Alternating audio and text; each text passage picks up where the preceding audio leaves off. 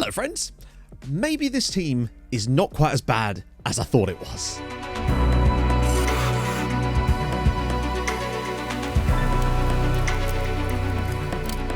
If you have been enjoying the series up to this point, of course, smash the like button, helps out with the algorithm and all that, and each like is another goal contribution for Socceres Lutonda, and we could definitely do with them at the moment. Now, we find ourselves third after 5 games, 9 points on the board.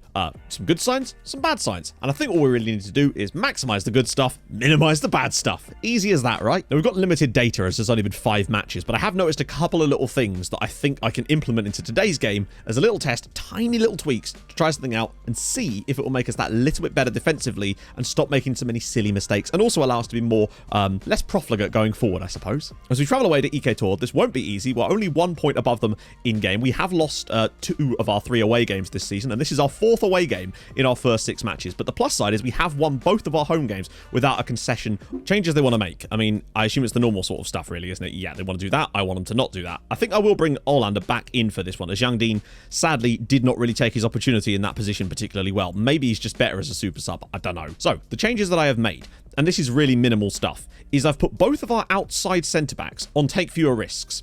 Because I was noticing from some of the statistics and the data I could see that it appears that Vuznarekis, when he gets the ball, is able to pass those, look for that pass into the central midfield to one of these two and completes the ball and completes the defensive action. What often seems to be happening is that Anderson and Broderson, when they're getting the ball, the passing lanes are being cut off to that midfield, and often they're either misplacing a ball out wide or getting intercepted in that position, or they're just lumping it long and conceding possession. And I do wonder if that's part of the reason they were struggling. The other thing is I've put a couple of players on shoot less often, both the wing backs, because I don't really want them shooting, and I noticed that over the last few matches there have been a fair few shots from range that we wouldn't have seen. I've also put it on Pettersson and Gustafsson, because Pettersson again has been shooting from too far out, and we don't want that. We wanted to continue the build-up play, and Gustafsson again, similar story. I also need to bring up Eric Hagedal from the under-21s. I probably have him on the bench here instead of, because I think there's a time and a place to bring him into this team, and I'm wondering if it's starting to become quite soon. But I want to give him a chance today with these new ideas and see if it makes any difference. But it's more a case of, I wanted to show you my thought pattern as to why I'm doing the things I'm doing, whether they're right or wrong anyway. EK Tour, we played them on the final day, I think, of last season, and I believe we got ourselves a good point. Now, it will potentially cut down on the opportunity for occasional long shots goals, but most of the time, these don't go in anyway. Oh my goodness me, what a clearance off the line. I don't know who that was, but my God, they've just saved us a goal there. Chance for us now. Eliasson, 23 minutes, there's been nothing happening in this game. Pettersson, and it's up the back post. It's Mons Brondeshaw, and I think he's not onside. No, he's not onside. It's very, very tight, though. Eliasson's ball in. It's flicked. Hang on. Yellow line? Doesn't the blue line mean that he's onside then? I swear it goes red when they're offside. But I swear that's what happens in the match engine when a goal... Is that telling me that it was just wrongly disallowed then because there's no VAR? Need to make sure that we're set for that one potential pass in. Oh, he's failed to win the header, but at least it's not gone in. Playing ball through the midfield. Gustafsson, nice build up. Pettersson. This is where we need the Lutonda run, really. And he's... Okay, he's going to go through himself. That's a good shot. Low down and hard. There's not much more he could do there. Oh, it's a good ball into the channel. We need a block on this one. Scooped in. Cleared away by Broderson. And that's actually going to be brought down by Pettersson. Nicely done. Scoops it over the top. I don't think... Oh, Lutonda is going to break on. Can he finish? You know he's good at this situation. The man is insane. It's 1-0 Uxo, and it's Socceres Lutonda again. And that really came from the fact that Broderson didn't dick about with it in the defence. He just clips this long to Pettersson, but this is some pass from Gabriel Pettersson. The defender's completely caught flat-footed here. Lutonda's first touch isn't actually very good, but the finish on the man. He's putting away all those chances that Pettersson might have missed last year. Come on. Half-time and we lead 1-0 away from home. It's been a very cagey game, but we are just about edging it with the chances so far. Defensively look pretty decent. The defenders' numbers aren't even that bad either. Great clearance from Antonsson. That's brilliant work. Pettersson's now, we've got bodies all over the shop here. Bradishaw's got to fire it through. Lutonda's onto it again. Can he make it 2? This man is ridiculous. It's 2-0 Uxo, Socceres Lutonda. Brilliant counter-attacking play from the guys. I've also made one more change to bring on Eric Hagedal. The man missed the limitations for his first appearance. Because I think now the reason that Albin Andersson's rating is slipping where the others aren't is because he's getting beaten in the air too much because he doesn't have the aerial presence that Hagedal does. Lutonda, look at the finishing on this guy.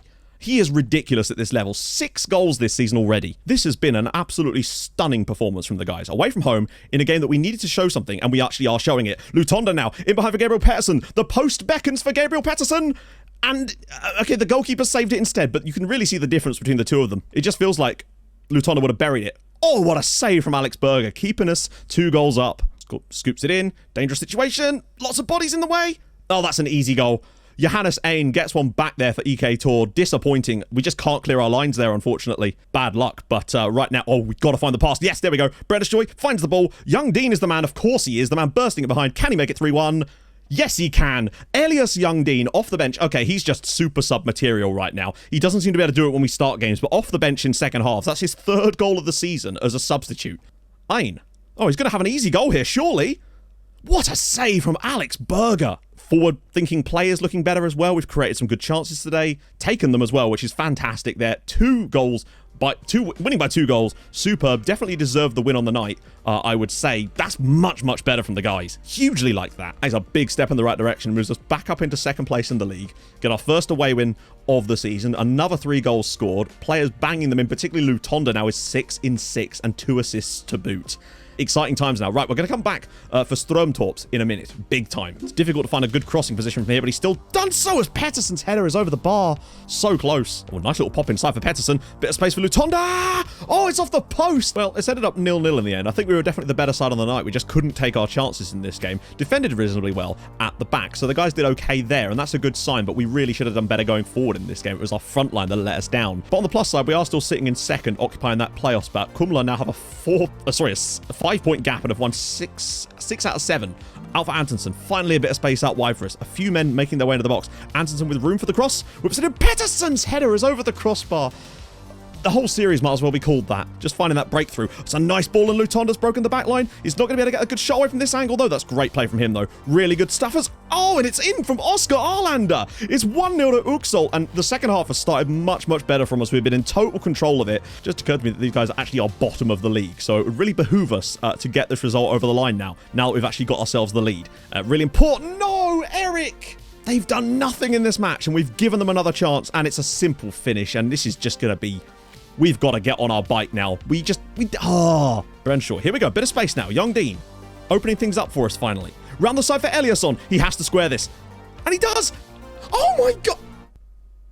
That wasn't blocked. He's actually missed the goal. I don't have any words for what that game was. How has he missed that? It was almost the same XG as their penalty. And that now does drop us out of the top 2. But just a very frustrating game from us. Still looking good creatively, but... We've just failed to take out... Like, we've had an XG of over 3 in the last 2 matches and scored 1 time from it because missing chances like that, man. Antonsen again now. Can he pick out Hagedal this time? Oh, he's been fouled. Surely that's a penalty. It is. Socrates Lutonda from the spot. It's a great finish from him. 7th goal of the season to Mimi. This has been a long piece of play, and I'm worried that we're going to concede off of it again. Good scooped ball. Headed down. Oh, Thomas Rainfield with the equaliser for Gelfield. I don't know what to tell you in this game. We should have won this game incredibly. They had 1 shot on target, and I know we didn't have many ourselves, and that was our biggest problem. We had so many chances in this match. Oh, over this 3-game spell, we've actually been great in pretty much all 3 games and should have won arguably all of them and have somehow drawn all of them. We're still up there in 3rd place right now, but we could honestly be right in this title race if we'd just taken our chances in these games. Creativity good. We've made them shoot less, so they're getting better quality chances now, but they just aren't taking them. But Eliasson can have a chance to deliver. And Hagedal's there again! Fusenarakis over the line, and it is going to be 1-0 Uxol. We've needed that so far. We've had some great set-piece work from us. I think that's our first goal from a corner this season. And yet again, we've dominated this match. We're in total control yet again, but we need to make sure that we stick to it this time. That's a big-headed clearance, actually, from Fusenarakis. Nice work. Pettersson looks for Lutonda. That's the breakaway we needed. Lutonda has to finish this game here. And he does. Socrates Lutonda, 2-0 Uxol. Cleared away, but once again picked up by us. A 3rd goal would kill this off entirely. Young D! He's done it again. Elias Young Dean off the bench for his 4th substitute appearance goal of the season. It's a great first touch. Is there room for a whip? Or maybe to Gustafsson, potentially. Screws it across, and Young... Oh my God, he's got another one. It's 5... No, not 4. 5. 4-0, and Young Dean scored a brace off the bench this time. There we go. Grebbestad 0. Uxol 4. Very much flatters us, does the scoreline here. Great performance again, though. But I just feel like it's almost like the pressure building up on the bottle with someone shaking it with all these chances we've had lately. And all of a sudden, the cork's just blown out. And, well, there we go. As it does still leave us in 3rd place, but we've got 18 points on the board now. Only 4 points off the top of the league. This is definitely looking good for us as things stand. Can we just talk about how much EFK Kumla are overperforming? I've just noticed this. They are top of the league right now, but are expected 13th place. That's how much they've overperformed. Okay, youth intake preview.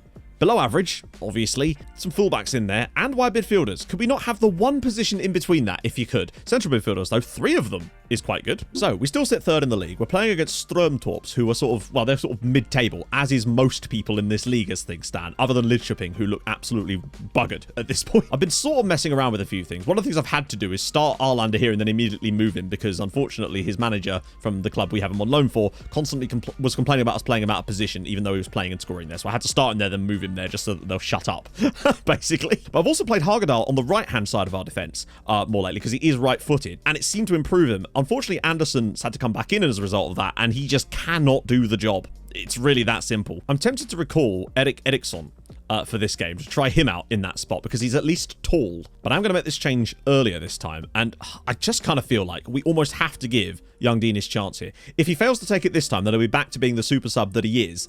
But hey, he's a hell of a weapon to be able to bring off the bench. The fact that he's got 5 goals from substitute appearances this year is ludicrous. I just want us to play as well as we have done over this period. We've looked the better side in every game lately. Sometimes by considerable margins, sometimes not always getting what we deserve. But I think if we keep up that run of just being the best team on the pitch, then surely the results will continue to come. Eliasson back for Young Dean, and he's won us a penalty inside 5 minutes. There you go. An instant impact from Young Dean in the starting 11. And now Lutonda has a great opportunity to give us a lead, which we can hopefully not let slip. Lutonda with a chance for yet another goal this year. It's a great finish from him yet again. Is that 9 goals this year now? Okay, decent start from the guys. Pettersson with a great ball in, and Hagedal! He's surely offside by miles. It's actually been a fairly uninspired first half from us so far, but we do have the lead, and that's what matters. But it'd be nice if we looked a little bit better going forward. Gustafsson slips it through for Lutonda. He wasn't offside, rather. Pettersson now goes for goal from range, despite me telling him not to. That's just in his nature, I guess. Eliasson. I mean, there's no way he's scoring from there. Been a pretty poor game so far, really. I mean, we've been the better side, but we've only hit the target once, and the penalty has accounted for a lot of our XG. Still defensively stable. I just want to see a bit more out of us from an attacking standpoint in the second half. Young Dean, though, has put in a good performance here, so that's going to be endearing as Lutonda already through. Well played, actually. Just pulls it back. Pettersson takes the touch inside. He should shoot here, but he hasn't. Young Dean drills it over the crossbar. I thought Pettersson should have shot there. This has been far from a classic, but it looks like a game that we deserve to win once again, and currently are. But still going to get it over the line. Eliasson's free kick. Oh, just over. I think we deserve more than that potentially. But then again, really, the penalty has been our only real massive opportunity in this game. So I'd take that, really. Just don't you dare let them score. They've had nothing in this game. Oh, God. Oh, that was a chance. I think he's offside anyway. Yeah. See out the final few seconds. Eliasson with another free kick from the edge of the... What a strike! Emil Eliasson wraps up the win for us. Another goal. It's 2-0 to us now, and we really have just started to put these games to bed finally. Games that we were struck. What a free kick this is. Look. Wow. There's just no bend on that. He's just drilled it, and it's 2-0. Well done to the lads in here. This was not an easy game for us, but it's another good victory. The 4-0 against Grebbestad was huge, and this is just more of a sensible performance. One of those games where we've been the better team. We just needed to get the win over the line and play well, and today we have done that in droves. Simple header, saved by Alex Berger, and I want to get another clean sheet out of this one, though, to get back onto that sort of run as well. We'll stay 3rd in the league, it looks like, but we'll stay right in there as Kumla have gone to a 4-1 defeat to Stenungsund. I think they will fall off massively towards... as this season progresses, and that's fine by me, but I don't think it's going to make any difference. They're going to go top, but we're going to stay 3rd, but stay in the battle. Again, I think a strong performance from us. Penalty definitely made us look better than we were, but we still had plenty of chances outside of that, and, well, great goal. So that was nice to see for him, but we stay 3rd in the league right now. It's still very, very tight, but we're picking up wins again now, and I think very, very soon we can overtake IFK Kumla. Kalle had put his situation to the back of his mind and was concentrating on his job. However, after the win against Strømtorps, while shaking hands with the players, he noticed a tattoo of a wasp on the forearm of centre-back Gabriel Arvidsson. He was taken aback, but wrote it off as nothing. Later that night, he couldn't get what the mysterious man had said out of his mind. Beware the ONYX wasp. Surely, this was just another coincidence. No, we actually beat Sarvadalens very comfortably, in fact, if I remember. So that's a good sign for what could happen towards the end of the year. Those 3 draws are disappointing, but it is unbeaten in 6. We're not really conceding many goals during this period either. Just 2 goals conceded in 6 matches is ideal. Still trying to score in most games. Very, very happy with that indeed. So, if you've enjoyed this episode, and I hope you have, we are actually motoring towards the top of the league. Maybe these guys could actually do it. This ragtag bunch of idiots could come up with some magic. If you've enjoyed it, drop a like. If you're new to the channel, subscribe. I stream on Twitch Tuesdays, Thursdays, Saturdays. Follow there too, and I'll join you guys tomorrow for more action from the Swedish 4th tier, everybody's favourite league. I'll see you soon. Hold your gun. Capybara. Bye-bye.